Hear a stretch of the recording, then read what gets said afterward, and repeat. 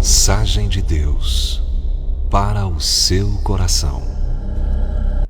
Juízes capítulo 7, a partir do 4 diz: E disse o Senhor a Gideão: Ainda muito povo há, faze-os descer as águas, e ali os provarei.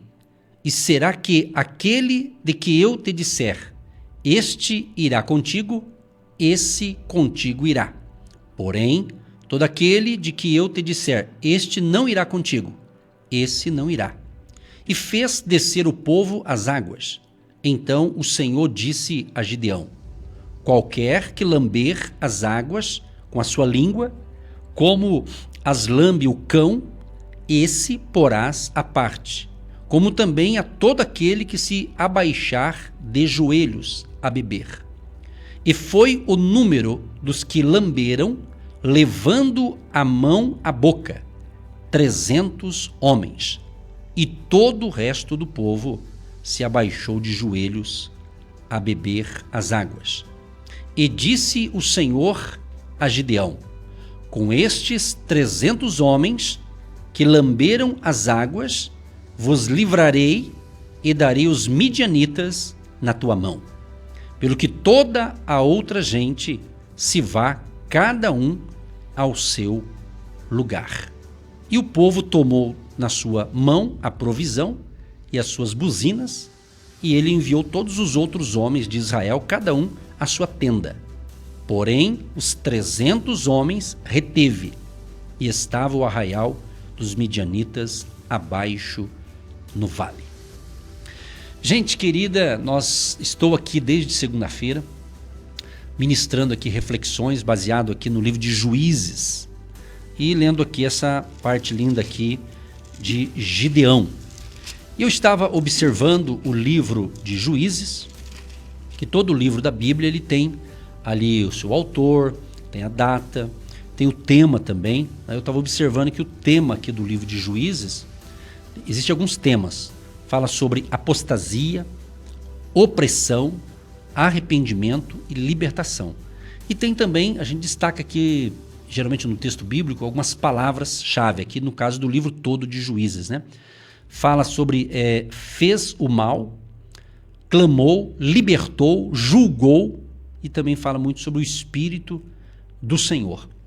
Numa aplicação assim, num resumo, numa aplicação prática ou numa aplicação pessoal para as nossas vidas, o livro aqui de Juízes, ele ilustra muito bem as consequências desastrosas da quebra da comunhão com Deus através do culto idólatra, que é o que ensina aqui. E idolatria é tudo aquilo que toma o lugar de Deus, porque geralmente as pessoas atribuem a idolatria a imagens, que também faz parte disso. Mas tem pessoas que ela idolatra o seu carro, a sua casa, tem pessoas que idolatram até o seu filho, tá? Então Deus não aceita ninguém no lugar dele. Então nós temos que priorizar em primeiro lugar. Por isso que Jesus diz em Mateus capítulo 6, 33, buscai em primeiro lugar o reino de Deus e a sua justiça, e as demais coisas serão acrescentadas. Então Deus está sempre ensinando o seu povo, busque primeiro a mim. Deus sempre mostrando ele, né? Então o nosso querido Deus, ele exige o que da nossa parte, ou do seu povo? Ele exige compromisso. Essa é a palavra, compromisso. Até há muitos anos atrás, quando eu estava ministrando para casais, e eu me lembro que um amigo nosso, ele disse o seguinte, ele fazia parte da equipe da ministração, ele disse: olha, amor sem compromisso vale tanto quanto ódio. Então, usando a figura de um casamento entre o normal, né, que é um homem e uma mulher, casamento, biblicamente, então o marido diz: eu te amo, mas se não tem compromisso com a mulher, então esse amor é um amor estranho, um amor cego, um amor esquisito, né? Ou a mulher que diz: eu te amo, meu amor, mas não tem compromisso com o marido. Então é meio complicado isso, né? Então essa frase, eu nunca esqueci dessa frase, eu guardei ela na minha mente. Amor sem compromisso vale tanto quanto ódio. É uma frase, né? Que serve, pode ajudar a gente clarear alguma coisa na vida da gente. Seja amor para com Deus. Eu amo a Jesus, mas não tenho compromisso com Ele. Eu amo o Senhor Deus de todo o meu coração, né? Quantas pessoas faziam declarações que até lágrimas saía de quem ouvia, né? Quantos, né? Quantos usando o nome de Deus, eu amo Jesus, eu adoro Jesus, chorava, e o público que estava ouvindo ele ou ela também chorava de meu Deus, essa pessoa. E de repente hoje a pessoa nega tudo que conhecia antes. Quer dizer, é o esfriamento da fé, né? É apostasia. Estamos vivendo esse momento atual, né? Sempre teve, mas agora muito mais, uma apostasia terrível, né? Que está contaminando as pessoas. Então nós temos que cuidar muito com isso. Então, se você se considera um cristão que segue a Cristo, que tem Jesus, você tem que cuidar dessa comunhão com Deus. Então é isso que nós temos que zelar pela nossa comunhão, né? Não vacilar. Então o livro de Juízes nos ensina essa questão aqui. Eu achei interessante isso aqui, porque é importante falar isso aqui, né? Muito importante. Por quê? Porque os dias são difíceis. A gente não está aqui sendo pessimista, mas temos que também ter um nível de uma certa realidade, mas Deus é maior. Maior é Deus que está conosco, né?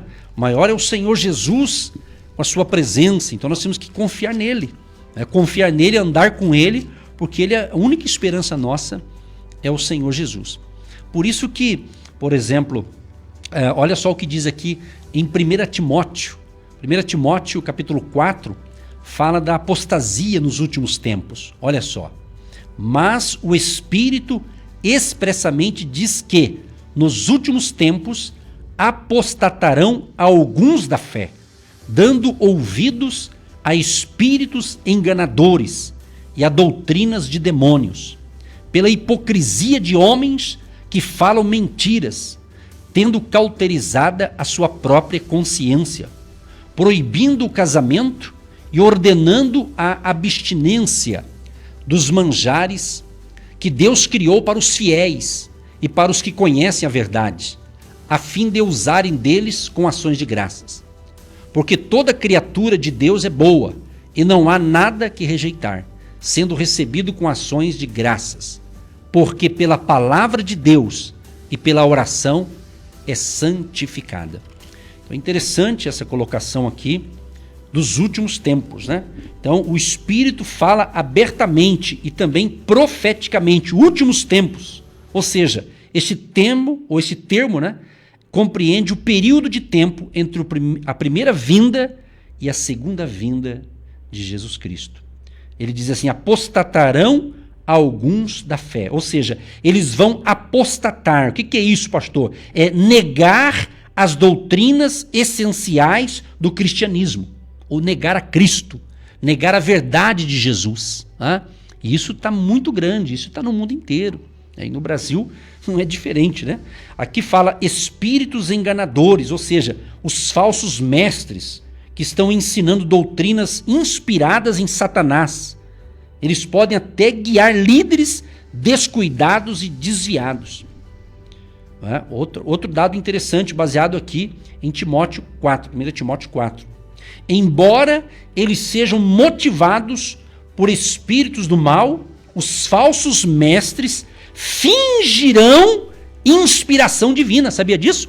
Tem gente que finge que está inspirado com Deus. Fingimento, engana os incautos, engana as pessoas. Mas enquanto Deus me dê graça, saúde, força, inspiração, ainda eu estava vindo para cá no rádio, ainda falei com Deus no carro, disse: Espírito Santo, eu disse para ele sabe disso, eu disse para ele: Senhor, que seja o Senhor falando lá na rádio, não o Edson Nogueira do Nascimento, mas o Senhor possa me usar conforme tu queres. Então, minha gente, é isso aí. Então você tem que cuidar da sua fé.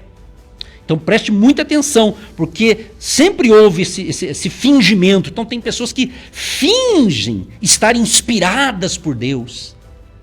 Mas quem tem o Espírito Santo de verdade, ele percebe quem é falso e quem é verdadeiro. Que o Espírito Santo mostra, o Espírito Santo revela, o Espírito Santo de Deus, ele nos dá esse discernimento espiritual. Então, meu querido e minha querida, o Espírito Santo está falando comigo, está falando com você.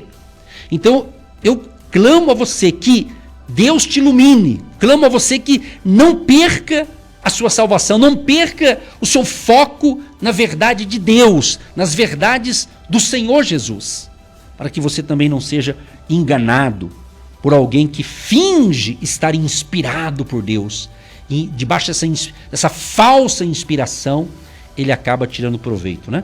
Então, que Deus nos livre do mal, que Deus nos livre de sermos enganados, que nós possamos realmente ouvir a voz do Espírito Santo e colocar em prática. Mas eu digo para vocês com toda segurança, tem que estar na palavra, gente.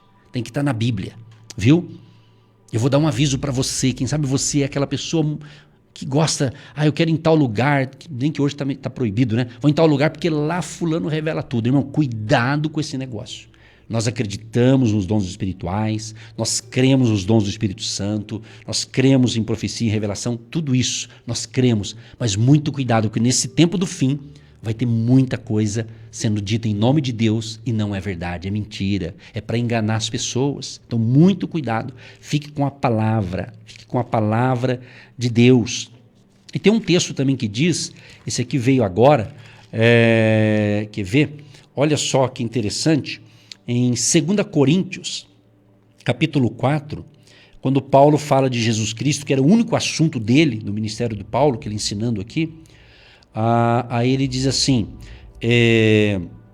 mas se ainda o nosso evangelho está encoberto, para os que se perdem está encoberto, nos quais o Deus, aí está em letra minúscula, não é o Deus verdadeiro, o Deus deste século cegou os entendimentos dos incrédulos, para que não lhes resplandeça a luz do evangelho da glória de Cristo, que é a imagem de Deus.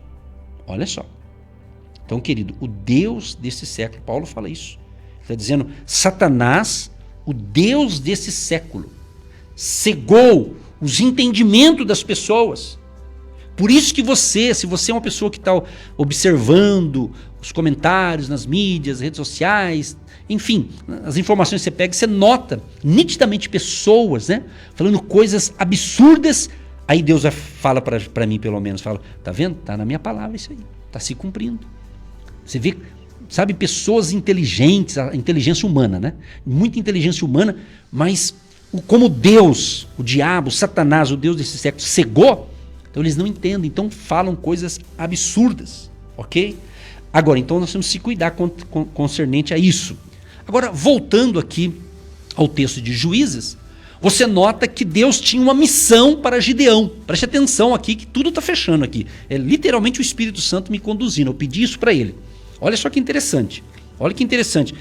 Deus fala Gideão. Primeiro Gideão é escolhido, é chamado. Isso eu falei durante essa semana, segunda, terça e quarta. Está tudo no nosso canal no YouTube ali do Agindo Deus Quem Impedirá, né? Então, ele foi chamado, ele entendeu o seu chamado, e Deus falou que ia estar com ele, que Deus ia dar vitória para ele diante dos midianitas, né, que eram os inimigos ali de Israel.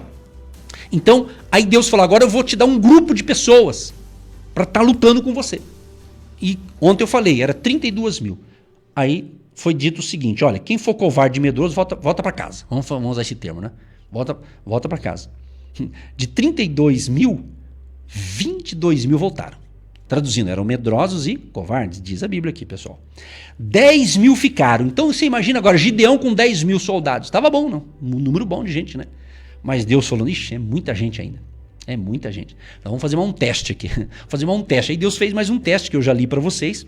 Quando Deus fala, olha, esses 10 mil vão descer as águas. Aquele que lamber as águas com a sua língua, como lambe o cão, é o cachorro, né? Esse você vai pôr à parte. Como também todo aquele que se abaixar de joelho. Aqueles que levaram a mão à boca, né? Quer dizer, foram 300 homens. Então Deus falou, ó, esses são os 300 que eu escolhi. Esses, Gideão, estão prontos para lutar junto com você. Então, meu querido e minha querida, para concluir essa bela instrução aqui, essa revelação, se você me ouve, profeticamente você pode participar dos 300. Esses 300 não quer dizer que Deus vai levantar 300 pessoas, não é nisso que eu estou falando. É entender que você faz parte, aí você decide. Você quer estar junto, porque ali no final, em Juízes 7, verso 20, quando eles foram para a guerra, o pessoal exclamava, espada do Senhor e de Gideão, que ele estava unido com Deus e com o líder Gideão. E a coisa aconteceu, e a coisa fluiu, e eles obtiveram vitória, porque Deus estava com Gideão e Deus estava com os 300 também. Que Deus te abençoe, que Deus te fortaleça, que Deus te proteja e que você seja um instrumento, um agente de Deus para mudar esse mundo. Que através de você, meu querido e minha querida que me ouve pelo rádio, pelo nosso canal aqui do YouTube, que você seja um dos 300, usando esse número profeticamente, se envolva, se entregue a Cristo, porque Ele está conosco. O Senhor é a nossa fortaleza, o Senhor é a nossa segurança. Fique firme na fé, porque Jesus ama você e Ele tem o melhor para você. Fique com Deus. Aquele abraço, em nome de Jesus. Você que se identifica com o nosso ministério Agindo Deus, quem impedirá? E tem interesse em investir uma oferta missionária em nossa programação? Torne-se um agente de Deus e faça parte dessas pessoas de fé que semeiam com fé e vão colher o que semeiam. Anote: Banco do Brasil, agência 1243-2, conta corrente 68630-1. Que Deus prospere a sua vida.